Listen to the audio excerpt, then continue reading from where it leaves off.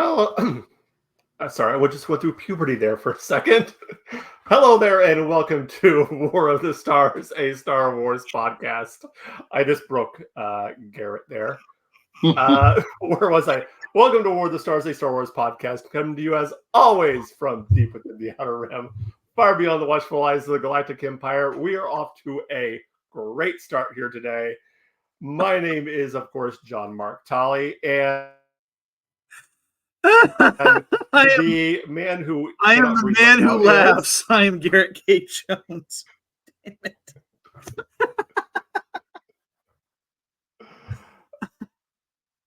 I think that takes the cake for top openings. And also joining us today is... We can't hear you. The man who chortles gently while on mute. Brian Karasik. Nice to see you guys. Oh, we are off to a great start today. Given our topic of conversation, Brian, I am surprised that you did not laugh menacingly in your Palpatine voice. Now I can't hear you guys. Can you hear me now? Can you hear me now? Testing. We're off to a great start, guys. We are. We are. This is the kind of professional level podcasting you'd expect for the money you spend on us, gang. Exactly. I think we need to get a pay raise. Yeah, maybe. Well, I found it interesting considering our topic. My daughter recently came back from school. She'd been to the school library, and she picked up 3 books. Now, she had no idea what our topic was going to be, but she picked up the Revenge of the Sith Visual Dictionary. So as you can guess, we are going to be talking about episode 3 today. It is the 4th week of the month, and that means we're going through our rewatch of the theatrical movie releases. And this month, it is one of my favorites. I know, Brian, you've stated as one of your favorites. Episode 3, Revenge of the Sith. Well, first of all, Brian, let's get out of the way. What is it about this movie that makes it your favorite? Or every stumble that we had in episode 1 and 2 is made up for in 3 for me. Mm-hmm. We get to actually finally see it happen. Since 1977, we have wondered, how did Anakin Skywalker become Darth Vader? How did the Republic fall? How did the Empire bloom? And that's all answered. Some of it is a little kind of glossed over. Some might say that the time when the scene of Anakin becoming evil is kind of like, oh well, guess I'm evil now. But it's much better described in the book. I enjoy that. But I think it's just a great piece of cinema, and you get to see the drama of the Jedi falling.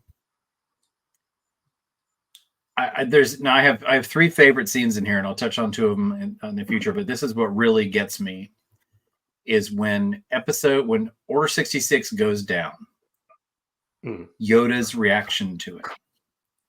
Now, even CGI Yoda, it's moving because you have to understand what is Yoda experiencing. He's almost 900 years old, and he simultaneously feels almost every Jedi die. Right, like he feels them through the Force. All of them he's known since they were infants. All of them he's trained. And all of them die confused and scared. And he cannot help but feel that it is his fault.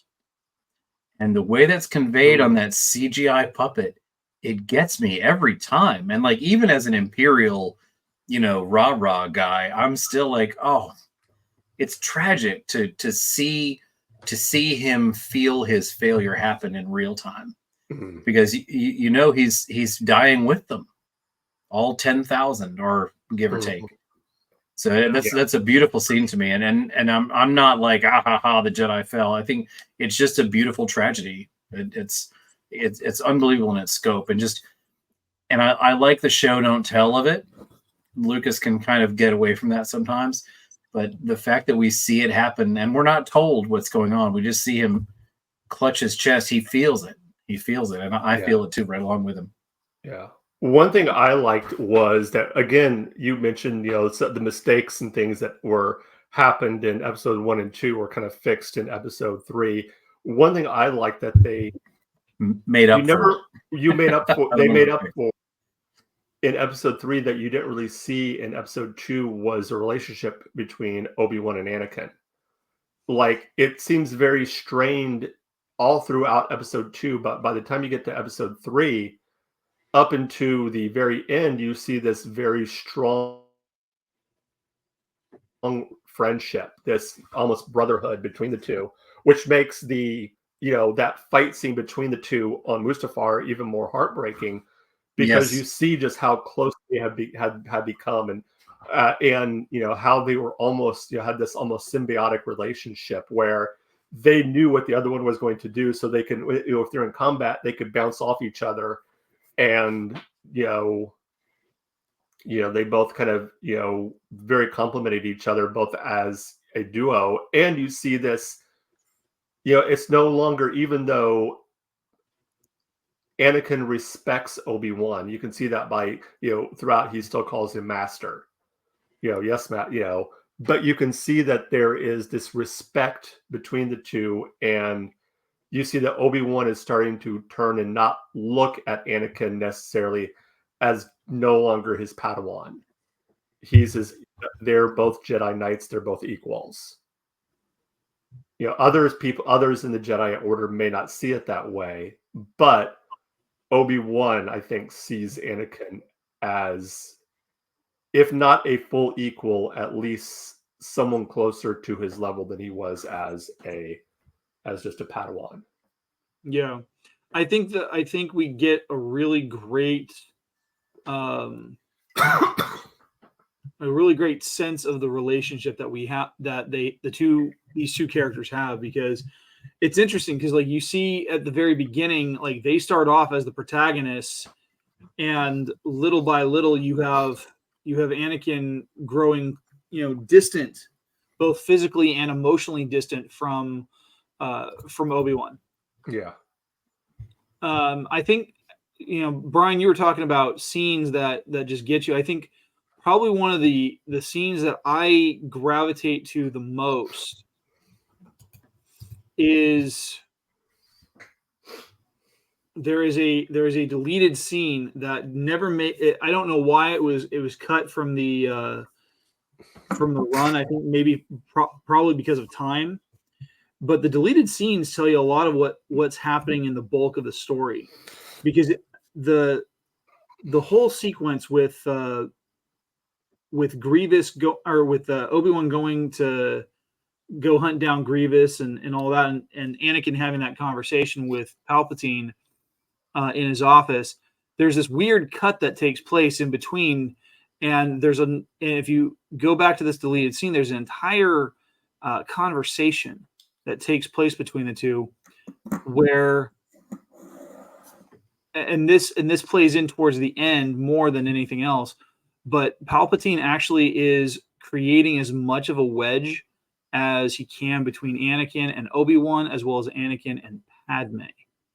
Like, he insinuates in this deleted scene that Padme and Obi-Wan might be having some kind of romantic tryst. Wow. And if you go back and you look at some other things that have, like, sequences during the Clone Wars, that where there's very few occasions, but where you see Obi-Wan and Padme together and there's nobody else, like, there's these little hints of curiosity that Anakin has when he reconnects with them, that it's like, what were the two of you doing alone together? Because he's already keeping it a secret. And so he's thinking, well, if I'm keeping something a secret, maybe she's keeping something else a secret. Or maybe Obi-Wan is. Because despite the fact that he's not an actual narcissist, he has narcissistic tendencies, and that's one of those traits. It's like, if I'm doing this and I'm hiding something, you might be doing that as well. Yeah. And Palpatine, well, this is his first girlfriend.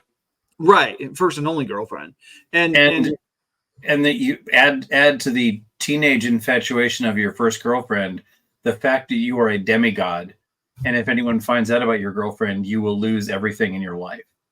Right. So yeah, there's a lot at stake for him, and he's not well prepared to emotionally deal with it. That's a great point. I've not seen those deleted scenes. I like that. Yeah, and it was because like some of the deleted scenes that are featured most of them are just filler stuff, like the goofy one where they're on Grievous's ship at the beginning, and all of a sudden you have Anakin, imitating R2's beeps, trying to determine what they actually mean. And it's really ridiculous. Okay. I'm like, how did this get made on celluloid? But that sounds like a Family Guy bit. Right? Yeah. And yet it was completely filmed by George Lucas. But this particular scene is really good because every time Anakin and Palpatine interact, there's always this new wedge that he's trying to hammer into the relationship that Anakin has with other people. He is doing everything he can to isolate and triangulate, and it's very powerful stuff from a psychological perspective. Well, that's what Palpatine does. I mean, he fought a war with the whole galaxy, and he was both sides. Like whoever wins, he wins. Yep. Have you guys both read the books? I'm assuming. I started reading the novelization, but I never really finished it. I recommend you, if nothing else, Garrett, skip to the Jedi's attempted arrest of Palpatine, because that scene is unbelievable. It's a great scene in the films, but it goes more in depth in the book. In the book, it describes Palpatine does not attack Mace Windu, and you see it in the movie. He doesn't even go for Mace Windu in his first jump when he does that crazy old dude spiral. He kills the other three Jedi immediately. One stroke, they're all dead. Mm-hmm. But in the book, it specifically says that Palpatine starts recording audio only, and he begins begging for his life while he is killing the Jedi. What are you doing? Oh, no, don't do this. You're a telepath. Look into my mind. You know I'm innocent of this.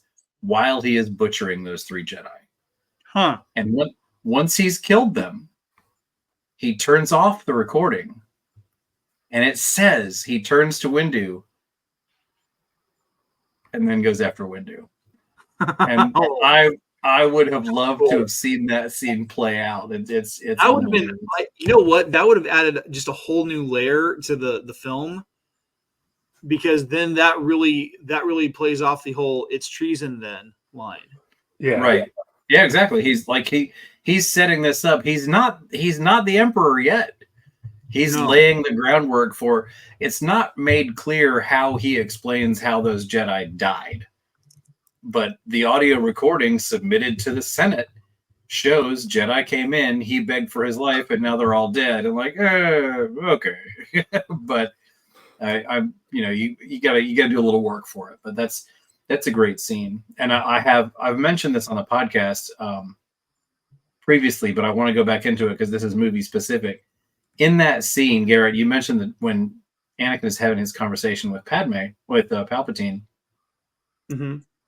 Speaking of that wedge he's been driving, Palpatine, and I don't think George Lucas even realized he was doing this, but Palpatine reveals himself to Anakin as a Sith.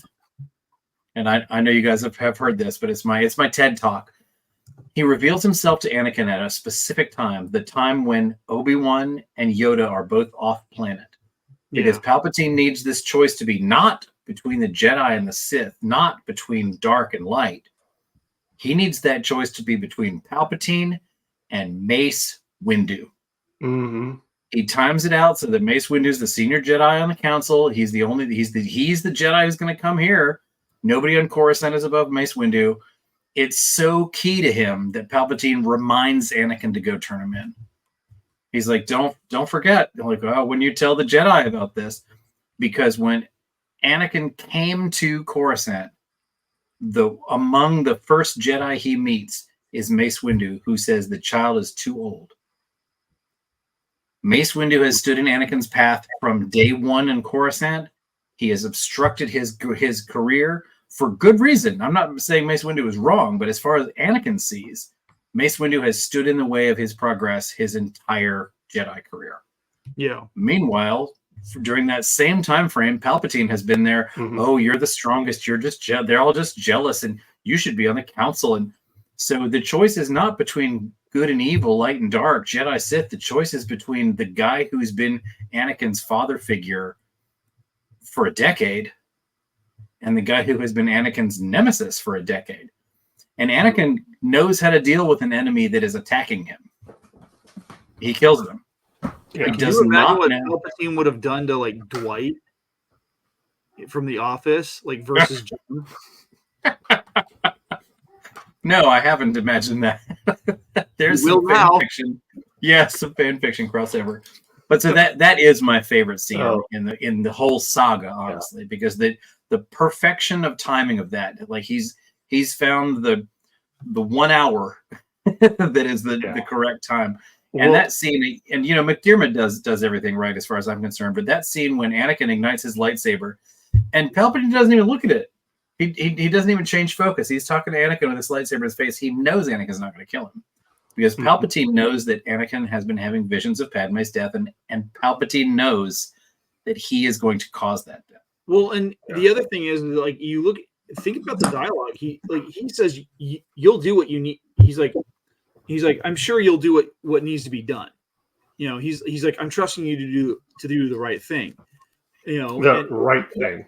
He opens it up, like he's made, like, ultimately this becomes Anakin's decision. Like, he even encourages him. He's like, you must do what is right. But ultimately what is right is whatever's right in Anakin's eyes, which is, in this case, keeping Palpatine Anakin at that point has all the agency of a lightsaber in Palpatine's hand. He's doing exactly what Palpatine needs him to do, exactly when to do it. And in the book, it talks about how Palpatine is stalling in this fight with Windu because he can sense Anakin coming. He needs Anakin to walk in and find him on the floor. And I think this joke, Mace Windu being a master of Vapad, or as I mentioned when we were discussing this, the master of Vapad. I always like to say Vapad is a rare lightsaber style. It has a unique power in that a true master of it can lose a battle, die, see the entire Jedi Order raised and its temple burned to the ground, and 20 years later, people will still say he won that fight. I don't know if you've encountered that, but if you ask people who won the duel between Palpatine and Windu, one of the only times the dead guy gets the vote, a lot of people are like, "Oh, Mace Windu won." I'm sorry, doesn't the guy who lived count as the winner somehow? But the point being made, the only reason why Palpatine won is because Anakin shows up, cuts off Windu's hand, and then gets him. A case can be made for that, but Windu disarms Palpatine, but Palpatine doesn't need that lightsaber in the first place. He's Palpatine is not exactly harmless without a lightsaber in his hand. Yeah, and he's just laying on the ground. Oh, I'm too weak. I'm too old. But the second Anakin strikes, it's not big. Well, okay, I will grant you that Mace was doing some damage by reflecting the lightning back, but that's not made clear in the film. But the second Palpatine's got what he wants, which is Anakin has now turned. Boom, full on lightning. You get the unlimited power deal. So I don't know. It's people will say, and a case can be made that he wouldn't have won but for Anakin, but for Anakin he wouldn't have been in that position in the first place. Palpatine never gets into a fight that he might lose.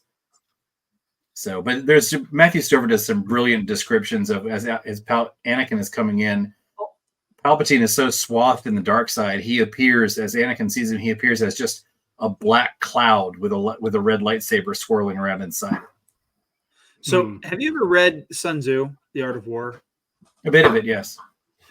I've read it a few times, and the funny thing is that Palpatine actually engages in some tactics that Sun Tzu talks about, where because he essentially throws the fight with Windu, like just when he knows, when he senses that Anakin is on approach, he starts throwing the fight. He allowed himself. He needs Anakin to find him losing. Yeah, and it's brilliant because like he's already set these pieces up ready for his one ace in the hole to knock everything down. Yeah. So Mark, I just been listening to you guys. Just listen to you guys. I do think we need to answer the most important question that is raised in episode 3. What about the droid attack on the Wookiees? I don't really. That's right up there with the it's a crap memes.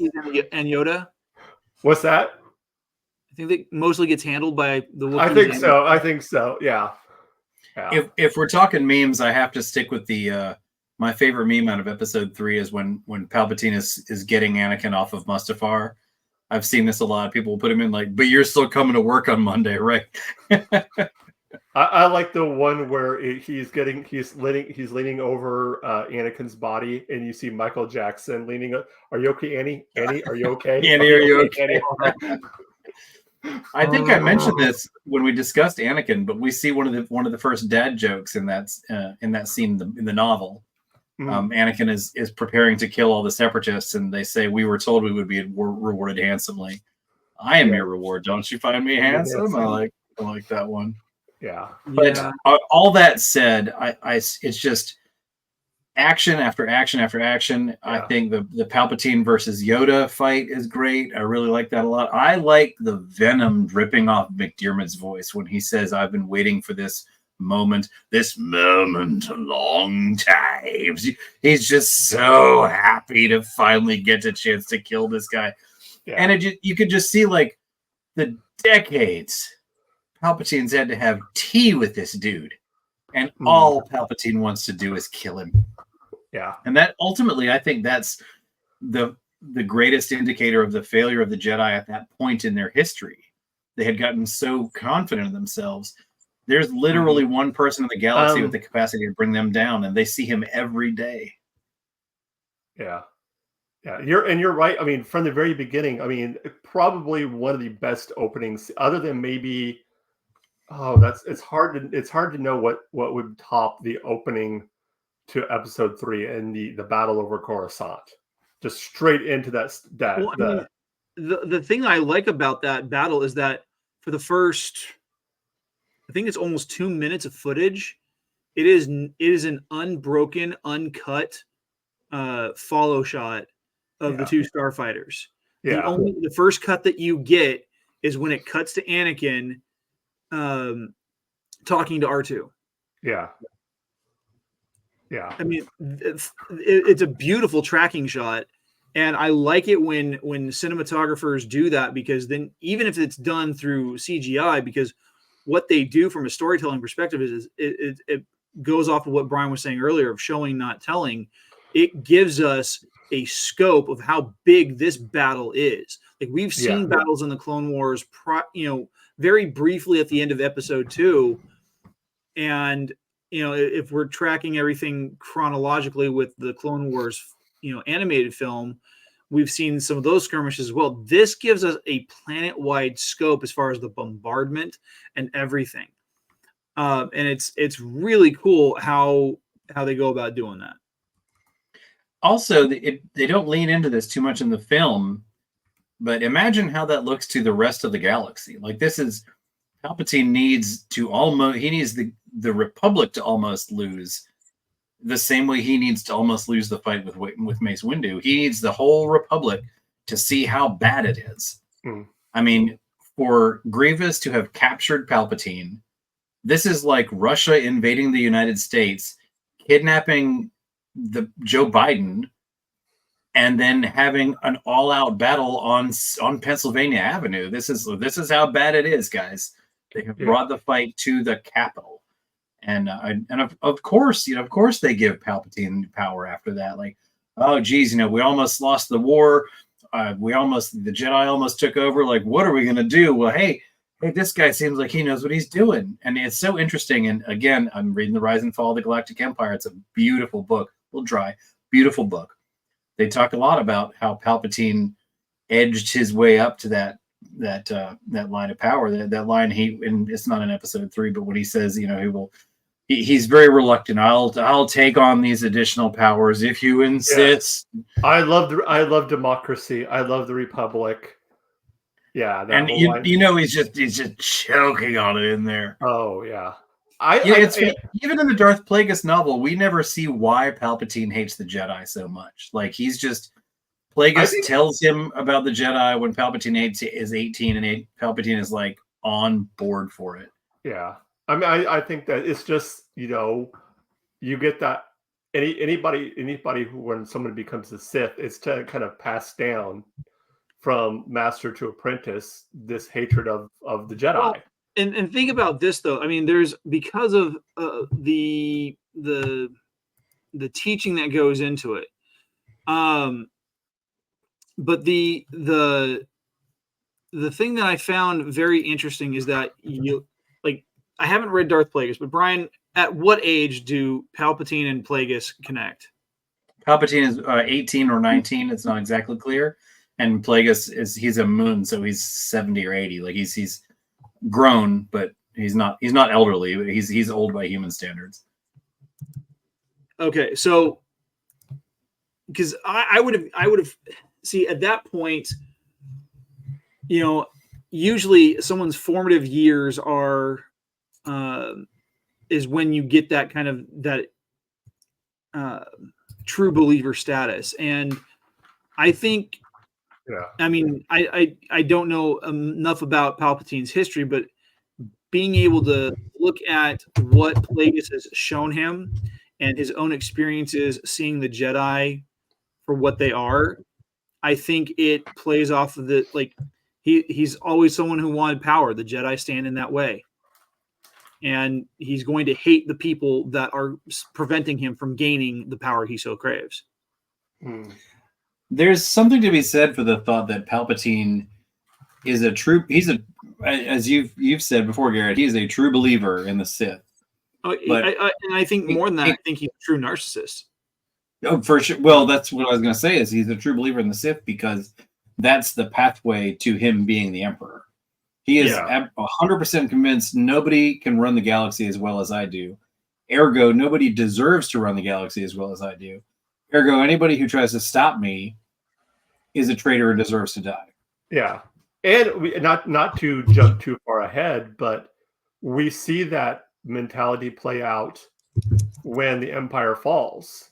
And in the canon with Operation Cinder, where it's this idea of, hey, if you can't protect an empire that can't protect its own emperor, doesn't deserve to continue. So we're going to burn Naboo to the ground. Yeah. And send everybody in uncharted space. But you see this throughout history. I mean, Hitler, sorry, YouTube, silly mustache man. You gotta be careful on YouTube, all that. Yeah. When Germany was losing the war, it became clear they had the same mentality. A country that can't protect its Führer doesn't deserve to. You deserve to lose. You deserve to be burned to the ground. Well, so we see this throughout history of this megalomania idea that if you can't protect me, then you don't deserve to live. Well, the weird thing is that nobody came after. I mean, there were probably a lot of attempts on good old Adolf, but I mean, he ended up offing himself. He did the job for everybody. Yeah. Oh yeah. But, which is not too far from what happened to Palpatine. It wasn't the Empire didn't fail Palpatine. Palpatine brought Darth Vader in. He should have seen that coming. That's all. Even as a diehard Palpatine enthusiast, even I have to admit that if he hadn't mistaken Vader's intent, he was so determined to torture Luke, he'd kind of written off Vader, and that's a concern that's dealt with. They touch on it a lot in the Vader comic books, where Vader immediately sees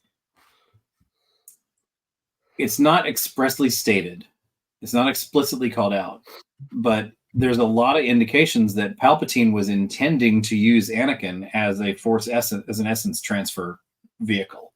He wanted this super powerful, young, handsome body to occupy.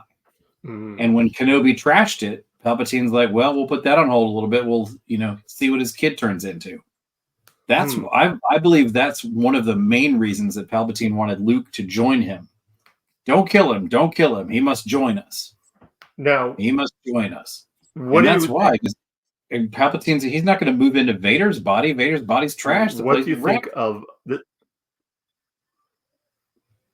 What do you think of the theory that I'd heard before that it was that in order to save Vader, Palpatine had to basically draw the life essence from Padme.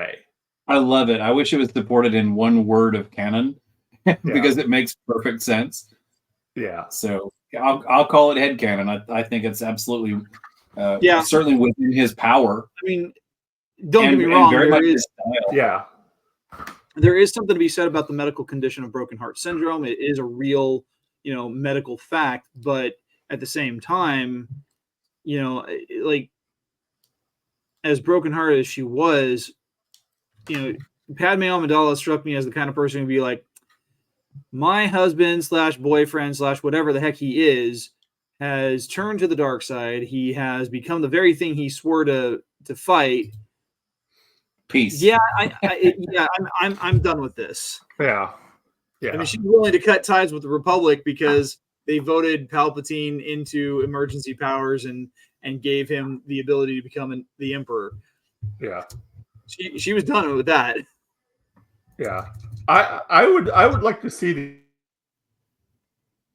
the alternate reality story where she lives and she helps lead the rebellion. That would be an interesting. There's also a meme that I've seen on social media where it's like time traveler moves a chair and all of a sudden like Anakin's still fine, but Padme has the scar running down her eye and she's now turned to the dark side. Oh, I love that sort of thing. There's just no end. If they would remake Star Wars Infinities, I'd buy every single one. I love that sort of thing. Dude, that would be a series I would love to see on Disney Plus because like everyone's talked about doing like a what if, like okay, do Star Wars Infinities, bring that back because that would be so cool. I'm gonna ask that they show where Vader got the white paint though. That's my only sticking point. Yeah. I didn't. Yeah, his entire set of armor was printed with the same 3D printer that they did for the Stormtroopers. Did you read the Phasma novel? And not to get too far off episode 3. Do you know where Phasma's armor comes from? Mm-mm. I thought it was off of the Naboo Starfighter. Yes, Palpatine's specifically. Oh, it was off of Palpatine's shuttle. You remember the silvery one that Padme? So, and it's 3D printed. Phasma goes to, I forget where it is, but it goes to where that shuttle crashed and takes its armor plating, and then feeds its armor plating into the First Order Stormtrooper fabricator. So basically, this machine makes Stormtrooper armor pieces out of whatever's put in it. So presumably, you could make it out of watermelon rinds if you wanted to. But she just feeds these and there's. The image, it's not explicitly stated this way, but the image is like she's feeding paper into a printer and and it's coming out as gloves and pieces and whatnot. I made a meme right after Luke died in Last Jedi. Right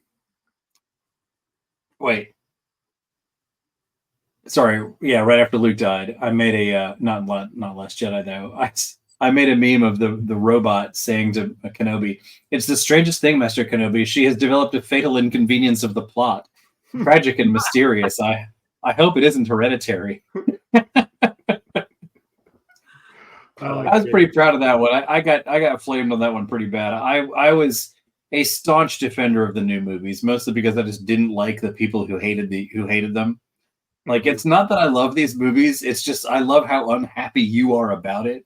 And I'm going to tweak you a little bit. Like I enjoy pointing out in Last Jedi when Holdo does the Holdo maneuver. I like to point out that Holdo is an LGBTQ woman, and she destroys Snoke's ship, which is white, and is called the Supremacy. Just saying.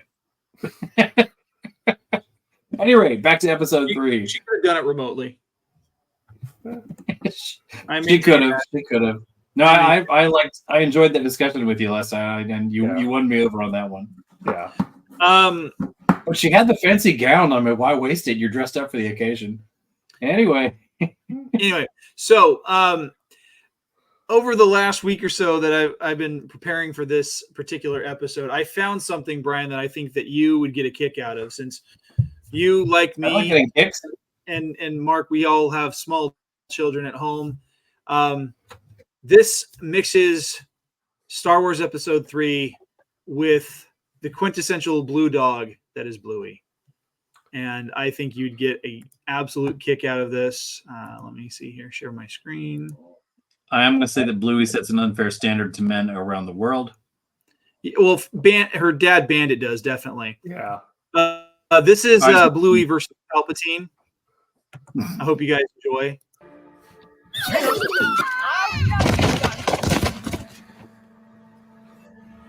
You know there is a way you can make people play with you. You use magic. You survived. Yeah, Mum taught me. Your arrogance blinds you, Bluey. Now you will experience the full power of the dark side.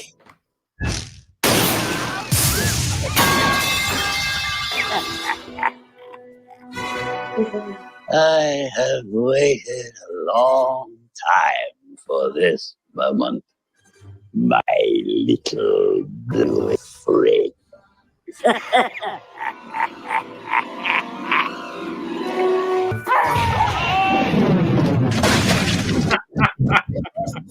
All the time. It doesn't even need to make sense. Just noises are fine.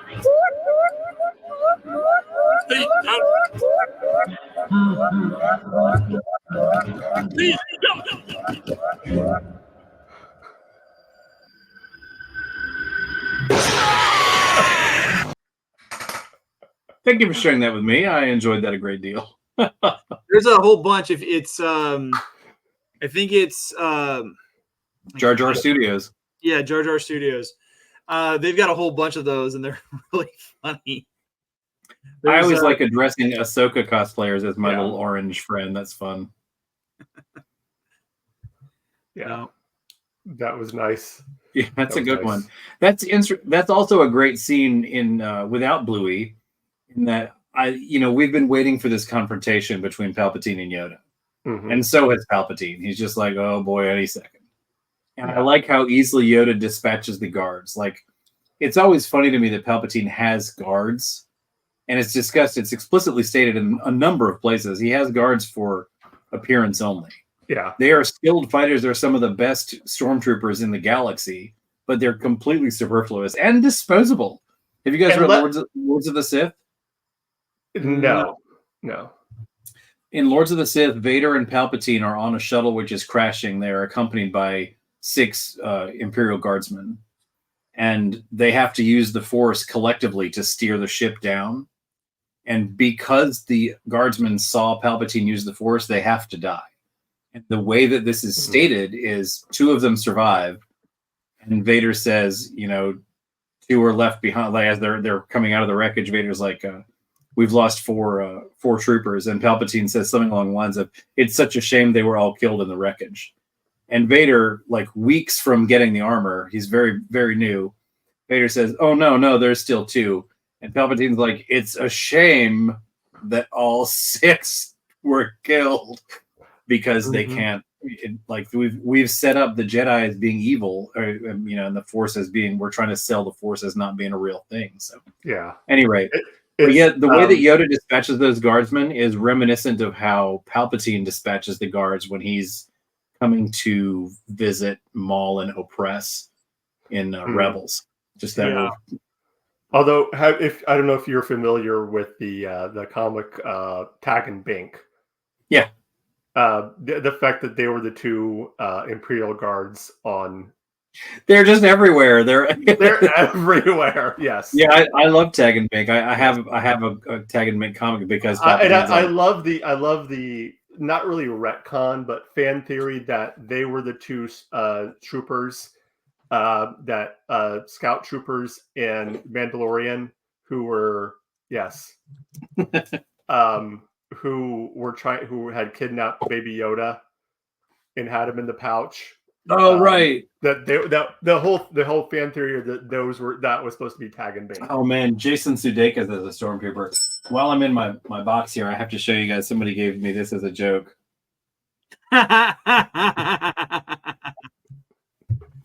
Nice. Oh wow! Most dark side in inducing instrument on the planet. Quite. Yes. Yeah. So, Garrett, did you have a particular scene that sticks out? Something we haven't discussed? Actually, there was one scene that I really liked, and it's you see it. It's because I did martial arts all throughout, middle school, high school, and college.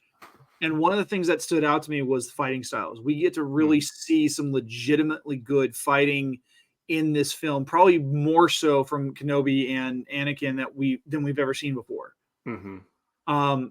Because they're really going at it. They're really, there's no holds barred on this. Most important fight of their lives, both of them. Yeah. And there's a maneuver that Anakin does in that fight that he had done earlier in the film when he was fighting Dooku. And that twisting move behind the back where he comes up and slices off Dooku's hands. He does it again in the conference room on Mustafar. He does that spin, and the goal is he's trying to literally disarm Obi-Wan to end the fight. Yeah. And Obi-Wan blocks him, and that's when he gets really pissed because his one move gets blocked. Yeah. Yeah. And it progresses the fight even further. It protracts it. And it's like when a Scorpion player can't pull off a teleport punch. What are you going to do now? Spear. Or you just I have to rewatch that fight. That's a good one. Yeah. I always just fell in love with when they're hopping from plateau to plateau and jumping around on the rocks and there's just like that one Mustafarian guy like still doing his job. Like, how unfazed do you have to be to just like whatever? I'm gathering lava over here. It reminds me of the every murder show ever when someone the cops go to talk to someone and you got a picture. Have you seen this girl? And there's always some guy unloading boxes who's like, yeah, I seen her.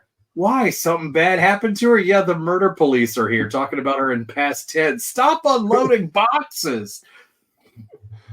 One thing I found interesting is there's a line, and it's a well-known line at the beginning of the movie when when they're fighting Dooku, and Dooku says a line that is somewhat prophetic to the end of the movie. When Anakin says, "You'll find I've grown," something about you'll find I've grown much stronger, and he's more than doubled my power or something. Doubled my powers, like double the pride, double the fall, and we see that at the end. Yeah, it's his arrogance that defeats him, and he loses. I would even call it 3/4 of the fall. Yeah, yeah. Bad joke. I made some custom candy hearts a few years ago for there was a con I went to around February, and I made custom candy hearts that said I'd give 2 legs and 1 arm for you. Oh, that's so bad. Also, you choke me up. Oh, yeah. There's you can get some really, really bad ones with the Anakin choking Padme scene. I have a meme I share every year on the Sith library. I share a Valentine's Day. It's a scene. It's the Anakin choking Padme, and it just says "Happy Valentine's Day" from the Sith library. But I also use those candy hearts, which are You choke me up, I kill for you, and it's all like letter 4, number 4 letter U. Fear, anger, hate, suffering. I'd give 1 arm and 2 legs for you. Rule the galaxy with me. That's a fun one. Anyway. Yeah. I did not. I got nothing. But it was. Again, I could go on for hours about Palpatine, his timing, the scene between Kenobi and Anakin crawling across the lava, his whole body smoking, screaming, "I hate you!" Oh, and you. Oh yeah. You almost. Now, one thing I remember it wrong. I remember a flashback of all of their kind moments from the time Jake Lloyd is just like yippieing his way through the galaxy, and Kenobi with his rat tail is just like, oh, that crazy kid. And then culminating in this monster smoldering on the ground, screaming, "I hate you!" Oh, it's heartbreaking. I think someone did do like a mashup of that and put it on YouTube where they did like a super cut of that. One thing I've always kind of, and I've heard people make the joke about it, but of someone who's read the episode 3 novelization more recently than I have, is it explained in the novel why Dooku, whenever he's got the sword, Anakin's got the swords, he can easily say, "That's the Sith Lord. Don't kill me. That's the Sith Lord."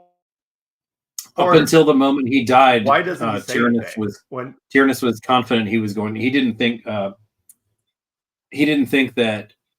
Anakin would do it, and he's waiting for Palpatine to save him. The last thought credited to Dooku in the novel is disbelief at what has just happened. Like he had this whole plan of like a dark Jedi Academy and troops with red sabers. He had it all planned out, and Palpatine's like, yes, that's what's going to happen. When is he going to get here? So, that would have been a good move, but Tyrannus was too much lawful, not enough evil. Yeah. I've always felt like I don't remember if we talked about this when we talked about episode 2, but Tyrannus never felt to me like a full true believer of the Sith. Like he never felt like he went to the dark side, but never felt like he truly went all the way to the dark side. Like he joined not because necessarily he hated the Jedi, but because he became disillusioned with the Jedi. I think that's somewhat indicated by the fact we never see him with yellow eyes. Yeah. Which it actually comes up a lot in the sequel trilogy because we never see Kylo Ren with yellow eyes either. Yeah. As far as a scene for me, there's so many. I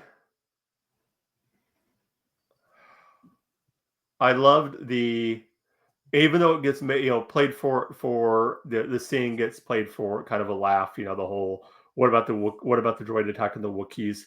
I did love the fact that we get to see Kashyyyk. We get to see Wookiees, and we get to see what George really wanted to do with Return of the Jedi. We get to see Wookiees in battle, and cool. I hadn't thought of that. We never see Kashyyyk any other time. You're right. Yeah. With all 3 Ys. But seeing that, and then the quick of how quickly everything changes in Order 66. That's still actually no. My favorite scene in that movie is, and it's just gives me chills every time. Is the 501st marching on the Jedi Temple? I thought you were going there.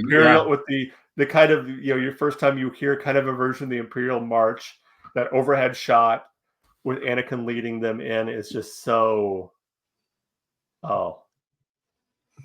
Did you see in the comics, Garrett? I bet you remember this when Jocasta Nu is finally captured by troopers. Yeah. Yes. Yeah.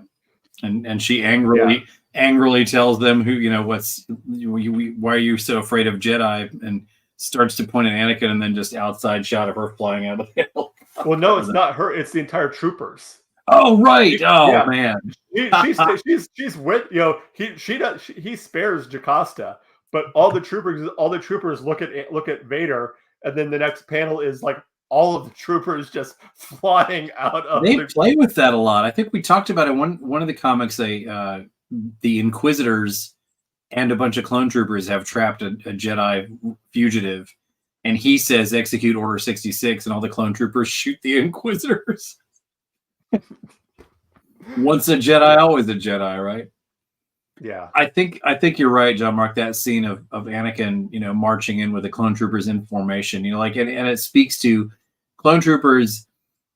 They're people, they're organics, but they're programmed for this. Hey, we're killing children. We're still going to do it in formation. We're going to look sharp. All right, square it up. Yeah, and I respect that as a military guy. And I also love that scene when what is his name? Antilles. Mm-hmm. Wedge? No, not Wedge. No, it's not Antilles. Sorry, I got the wrong name. Bail? When Bail Organa is at the temple, and that the youngling is coming out, and he's fighting and he sees the troopers kill that young the young Padawan. I don't know if it was youngling or Padawan, and that's a heartbreaking scene to me. Just watching him as he's like watching this, and the troopers just you need to get out of here, sir. Just very calmly and collectively, just like, yep. They don't see him as a threat, so they're not going to do anything. But yet, they're not going to waste.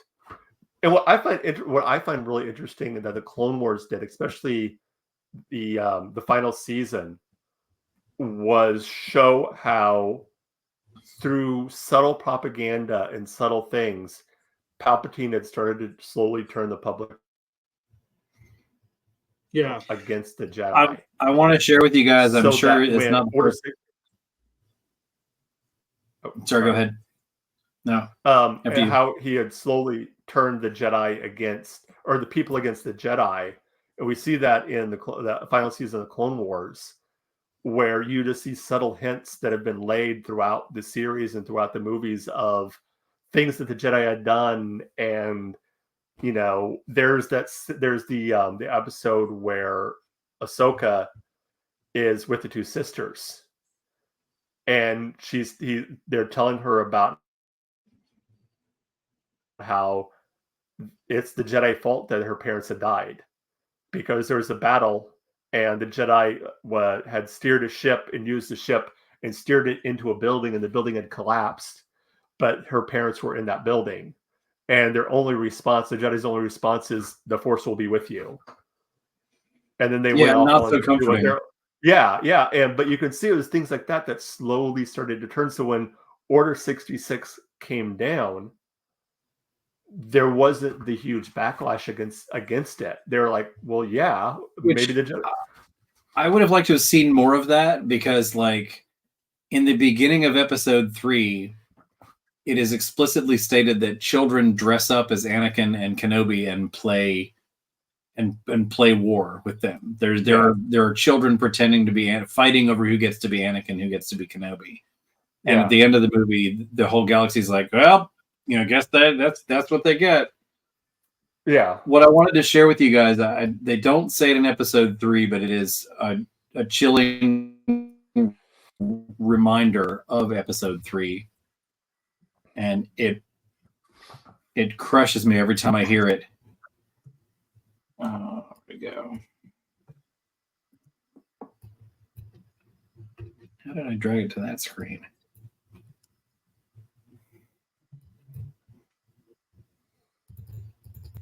I do not know.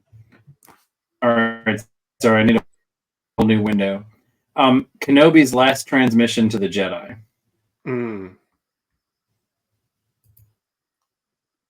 Rebels. He says,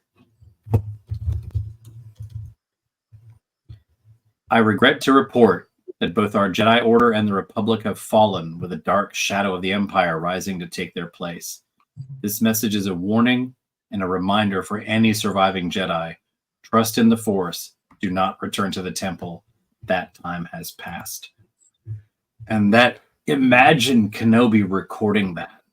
Because, they mentioned this in the novel, immediately following Order 66, a transmission is sent from the Jedi Temple saying, come home, emergency. An emergency signal goes out every Jedi in the galaxy, and it's sent by Palpatine's troops, if not by Anakin directly. And it is to get all the Jedi to come back. If we missed a few, why don't you come on back in? We gotta settle up. So Kenobi sending that backup transmission, do not return to the temple. That time has passed. Thousands of years of history. And that's what I love about episode 3. Not that I love seeing the Jedi lose. I love seeing such a pivotal moment in time in this millennia spanning story that we've been reading for 40 years.